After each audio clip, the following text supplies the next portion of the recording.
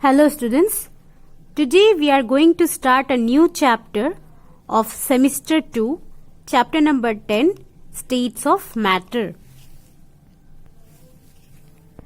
Matter. So what is matter? Anything that occupies space and has a mass is called a matter. So anything which occupies a space and it has some mass, or you can say it has some weight in it, it is called as matter.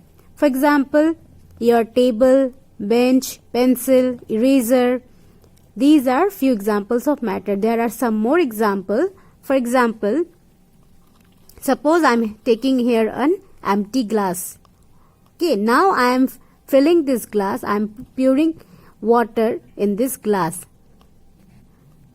The water, it occupies space in the glass, and now you will observe that the glass containing the water is heavier than the empty glass. So this means that the water occupies some space and it has some mass. That is why this glass containing the water is heavier, isn't it?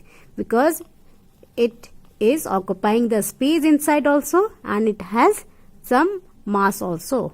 So it becomes now, the glass, it becomes heavier. So can I say the water is an example of matter? Yes, isn't it? Now this matter, it is made up of small particles, and these particles are the building block of matter. States of matter. Matter, it exists in three different states: solid, liquid and gases. So the matter, it can exist in all the three states. We have solid, liquid and gases. So you can see here the three different states, that is solid, liquid and gas, and these are the arrangement of particles, the small particles from which matter is the building blocks of the matter. So we'll come to this diagram again. I will discuss all this in detail.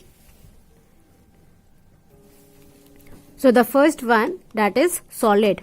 Solid are one of the most common form of matter present around us.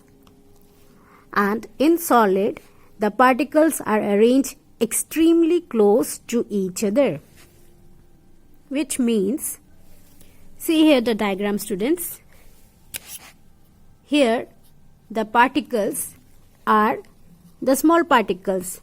As I said, matter is made up of small particles.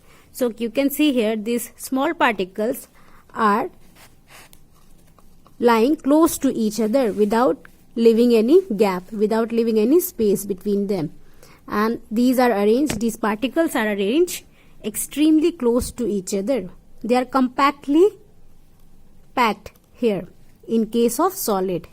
So there is a strong force of attraction between the particles that keep them together.